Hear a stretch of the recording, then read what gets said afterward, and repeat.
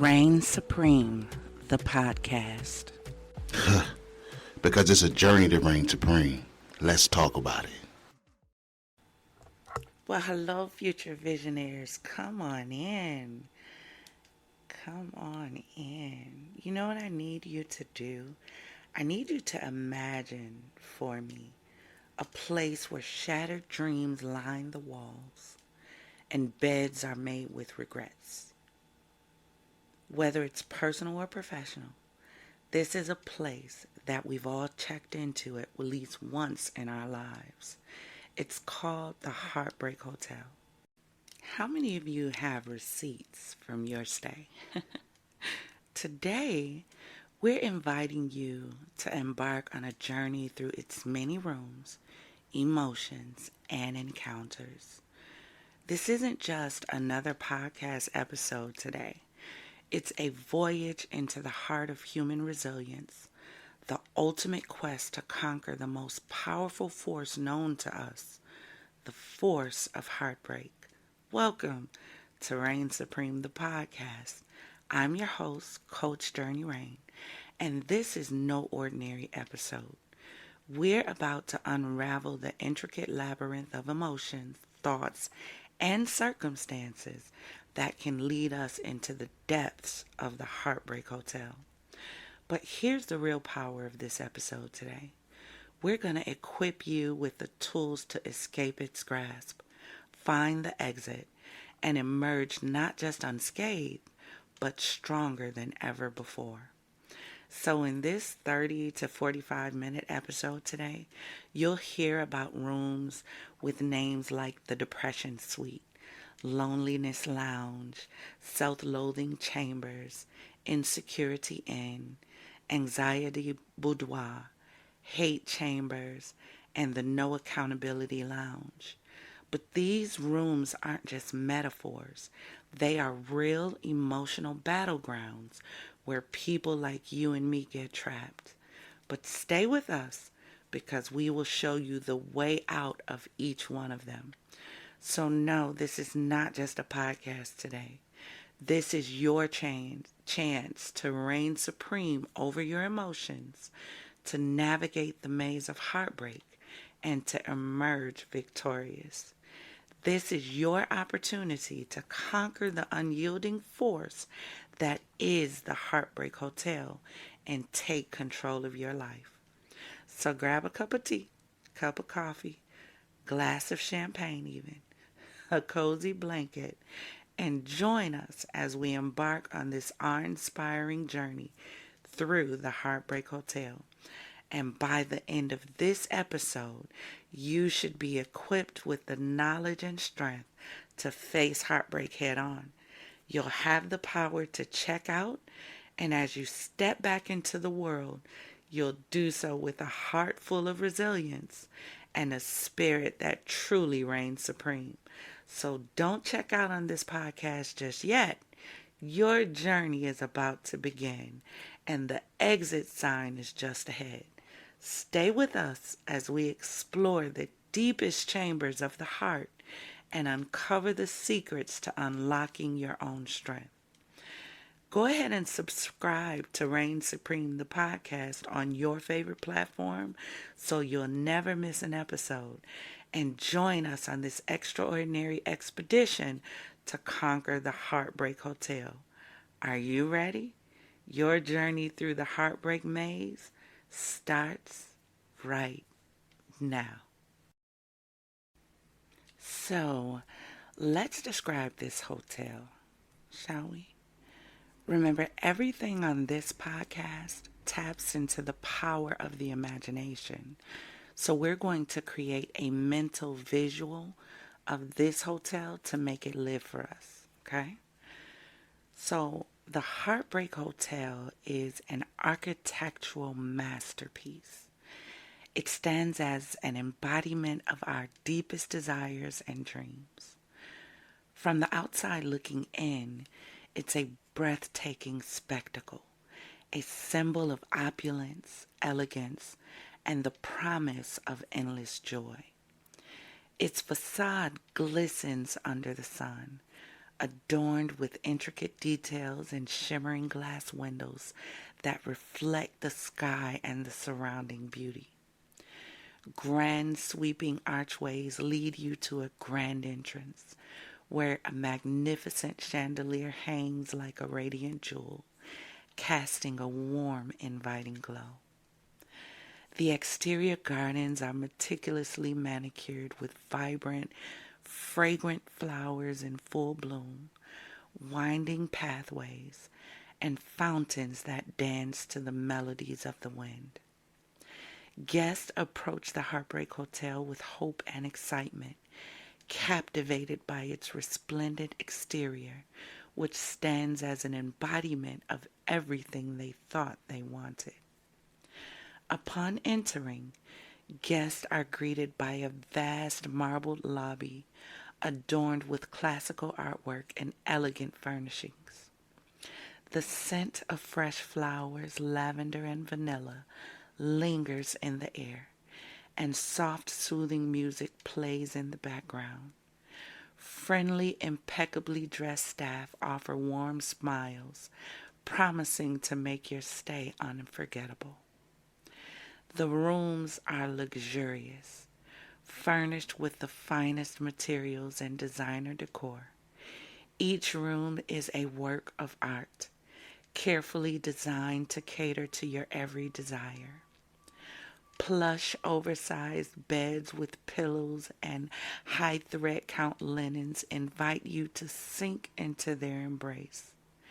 Floor-to-ceiling windows offer panoramic views of a paradise that seems too good to be true. But as you settle into your room and the door slowly closes and locks behind you, you start to see the truth. The Heartbreak Hotel, with its stunning exterior and lavish decor, is merely a facade. The beauty and luxury it promises are empty and cold, like a mirage in the desert. The rooms reveal a different reality, where the opulence disguises a profound sense of despair, and the reality of where you are sets in. The Heartbreak Hotel isn't just a catchy name for those who love Elvis. It's a trap. One that you placed yourself in, and one you will have to get yourself out of. The Heartbreak Hotel, with its captivating exterior and luxurious decor, serves as a vivid metaphor for the trap we often find ourselves in when we allow our emotions to lead without the wisdom of our intellect. It symbolizes the entanglement that occurs when we fail to protect our heart, mind, and emotions from both external provocations and unprovoked internal turmoil. It's the poignant reminder that without the discerning wisdom of intellect, the most alluring facades can conceal profound inner struggles, ultimately leading us into the confines of the Heartbreak Hotel. So let's set the stage, right? We've already determined the Heartbreak Hotel isn't a physical place. It's a state of mind. It's like a haunting melody that plays on repeat within the chambers of your soul. It's as if the universe has transformed every song on the radio into a secret message, a reflection of your inner turmoil. And you can escape the poignancy of each note, like someone told the DJ what you were going through. You don't think I understand heartbreak? Honey, listen, I can tell you a thing or two about heartbreak. Heartbreak is like a heavy, invisible anchor lodged in your chest, dragging your heart into the abyss with each passing moment. Your emotions swell like an uncharted sea, with waves of sorrow crashing against the shores of your resolve, threatening to erode the walls you've built. the ones you promised yourself that you would never let down for anyone else. And then here they come. And you're feeling like Tamia sang in the song, "How did you get here? Nobody's supposed to be here." And you let them in, and they shattered those walls that you fought with everything in you to build. And when they left you shattered, broken, with no protection, and vulnerable. And here it comes without your permission. Heartbreak. It's the emotional turmoil that can come from the end of a relationship, the loss of a loved one, the loss of a career, or even the disappointment of unfulfilled dreams. So we're going to delve into three factors that can land us in the Heartbreak Hotel. So there are three things that can cause you to be a guest at the Heartbreak Hotel. First is the thought trap. We've all had those moments when we can't stop replaying the past, wondering what we could have done differently, wondering what we could have been if we would have. So we'll explore how our thoughts can keep us locked in the Heartbreak Hotel and how to break free from those cycles. Next, it's the emotion vortex. It's that whirlwind of emotions that can overwhelm us and make it feel impossible to escape heartbreak. So we'll talk about how to navigate these emotions in order to regain control. And finally, we have the circumstantial quicksand, because sometimes the external circumstances of our lives can really lead us into the Heartbreak Hotel without us even realizing it. So we'll explore ways to identify these circumstances and how to find a way out of it. And to be honest with you, if we learn to get our thoughts and emotions under control, handling our circumstances would be a piece of cake. But we're so afraid. We're afraid of being alone. And do you know what alone really means? All one. We're so afraid of being all one. That's what happened during the pandemic. Individuals came face to face and were left alone with themselves for a long period of time for the first time, and they didn't like what they saw. So you have to learn to be all one, or alone will become lonely, and you'll find yourself as a guest in our first room, the Loneliness Lounge. So let's talk about the Loneliness Lounge for all of my lonely hearts out there. So picture yourself in the corridor of the Heartbreak Hotel, where the walls are echoing with whispers of past heartaches. The journey to the Loneliness Lounge often begins when you experience a profound loss, be it a breakup, the absence of a loved one, or a sense of abandonment. But it can also begin with a major change, like moving to a new place, experiencing the end of a significant relationship, or even when family and friends drift away for various reasons. It's that moment when your support system, which you once thought was unbreakable, starts to crumble. These emotions act as a guide, leading us down a winding path until you find yourself standing at the entrance of the Loneliness Lounge. This room is like a vacuum for your soul. It can be especially suffocating as it makes you feel like you're the only person on the planet. Here, you are the sole occupant of a vast emotional desert, and even the most outgoing individuals can find themselves trapped in the merciless embrace of solitude. When you enter, the atmosphere of the Loneliness Lounge is heavy with solitude. The room is dimly lit, casting long shadows that dance along the walls. The air feels still, as if time itself has come to a standstill. Every sound is muted and the silence is deafening. The furniture, once vibrant, now appears faded, mirroring the melancholy that permeates the space. The room is adorned with empty chairs, each one a symbol of unspoken conversations and missed connections. In the loneliness lounge, you find yourself haunted by memories of happier times. The walls echo with laughter that once filled the air, emphasizing and accentuating the void that now surrounds you. It's a place where even your own reflection seems distant, as if you're observing yourself from afar.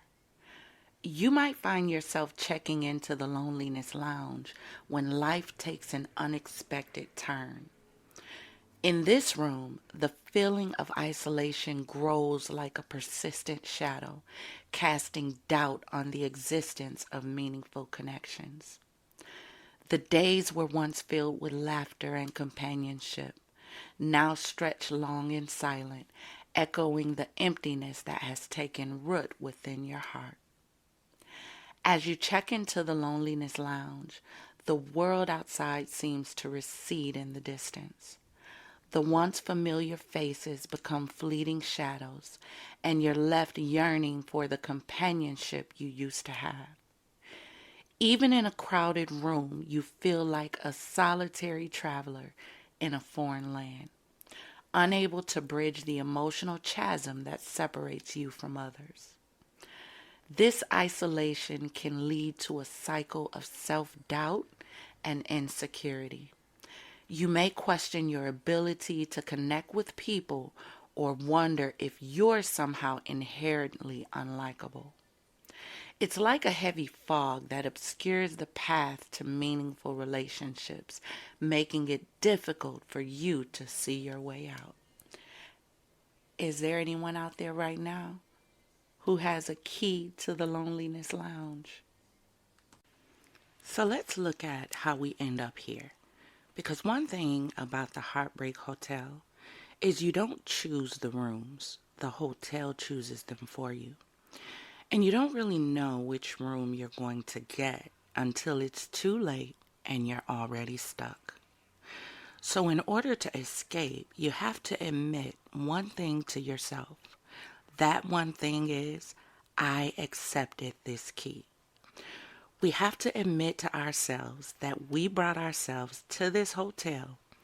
Now you have to ask yourself why and how. You see, overcoming loneliness can be a challenging but rewarding journey. Here are some steps to help you navigate and conquer the feelings of loneliness so that you can escape the loneliness lounge. So number one, you can start with self-reflection. Begin by understanding the root cause of your loneliness.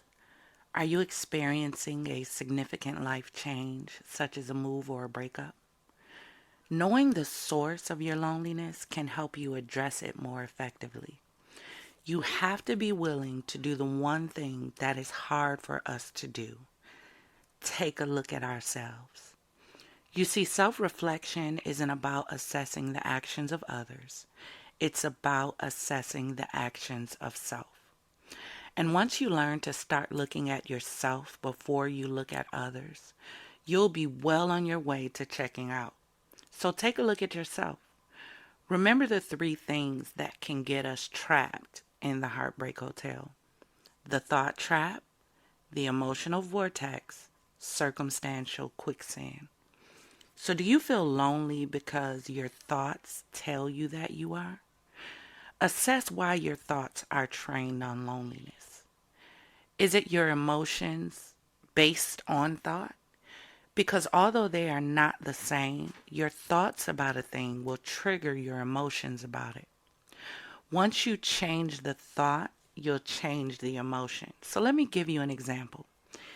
You had a major breakup, right? Now you're feeling lonely because you no longer have the individual who you invested so much in. So examine the breakup. What was your part in the breakup? Was it time, energy, Communication or lack thereof? Was the breakup mutual? And here's where you have to be honest with self, because we spend so much time looking externally, but this time is going to require some introspection and honesty with yourself. No, I didn't spend enough time. No, I didn't communicate the way one should with the person they love. I contributed to this breakup and I take full responsibility for my part in it. Or maybe you weren't on the same page. You were on one page and your partner was on another. That's why you have to learn how to turn the pages together. And this is something we'll deal with more when we get to the managing your ship segments. But even if you made a mistake, forgive yourself. A lot of loneliness that we experience is due to the unrealistic expectations that we place on ourselves. So we hold on to the guilt because how did I let this happen? So it's not that you don't trust others. The truth is, you really don't trust yourself. Reach out. Stop being afraid to reach out to those who have proven to you they can be trusted. If the error was yours, fix it. There's a scripture that says, pride goes before destruction and a haughty spirit before a fall. If you are too prideful to admit you messed up and say sorry, you're the problem, not them. If the separation was not your fault, learn to be okay with it. People are in your life for a season, a reason, or a lifetime, right? Stop putting lifetime expectations on seasonal and reasonable people. Before you go all in, make them measure up. When you love someone, be it friend or relationship, literally what you are doing is taking your heart, placing it in their hands, and saying, I give you permission to do with this what you will. And you're hoping they won't drop it or break it. You're hoping they will see the value in it and treasure it. Let me ask you a question. Would you give a Fabergé egg to a 5-year-old? What about giving the Hope Diamond to a teenager? Would you allow someone that you just met to wear the crown jewels? No. Why? Because they don't understand its value. So why don't you place the same amount of value on your heart? Why do we so callously give our hearts and our bodies to individuals who haven't proven to us that they understand its value? You have to know where the people in your life stand. Pay attention to the signs. There are always signs. We just allow our hearts to cause us to ignore them. Develop a strong support system. Those are lifetime connections. Those will be those individuals who will be there through thick and thin, and not just when the weather is good. Many times we are lonely because we didn't take the time to vet who we allowed into our inner sanctum, and that's why we have to be careful who we attach to and who we allow to attach to us. Sometimes we are lonely because we are so bitter. We're bitter with ourselves. We're bitter with life, with family. We're just bitter. Have you ever met anyone like that? They can't seem to find anything to be happy about. And that brings us to our next room, which is actually a double suite. It's the anger inn, which is attached to the hate chambers. First, let's go into the anger inn. So, picture a suite ablaze with fiery hues, walls painted in shades of burning crimson, and furnishings that seem to vibrate with the energy of a raging storm. The air crackles with electric tension, mirroring the intensity of emotions that surge within its confines. Mirrors on the walls reflect the fury in your eyes, amplifying the raw power of your anger. Your journey to the anger end often begins when you feel wronged or betrayed. Injustice can spark the flames of anger, and this suite becomes a crucible where emotions ignite like a roaring inferno. The allure of anger lies in its power to protect your wounded heart, to serve as a defense mechanism against the world's injustices. When you're in the anger end, you feel like a volcano on the verge of eruption. You're consumed by a fiery anger that surges through your veins.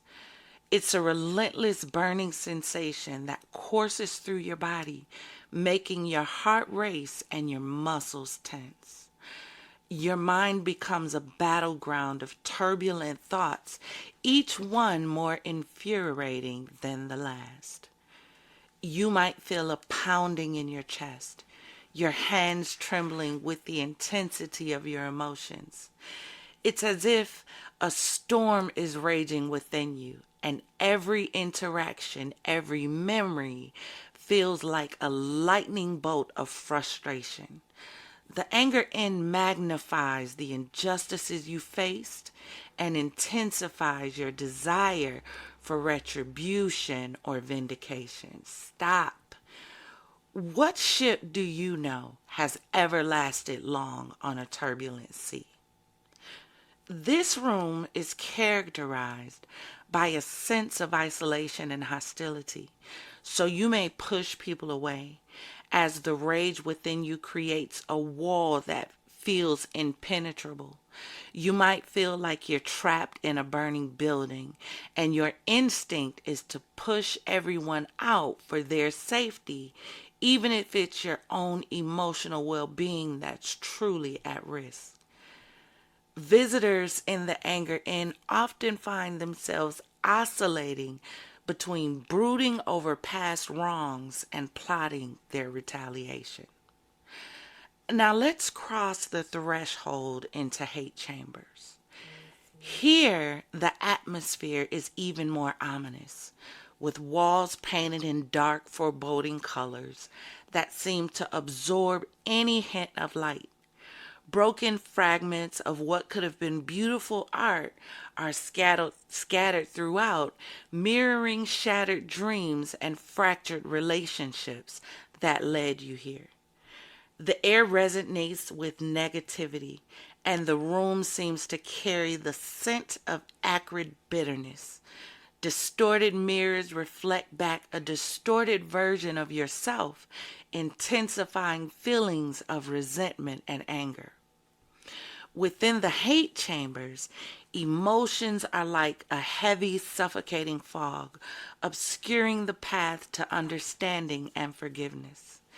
It's as if a storm cloud has taken residence in your heart, casting a shadow over every aspect of your existence.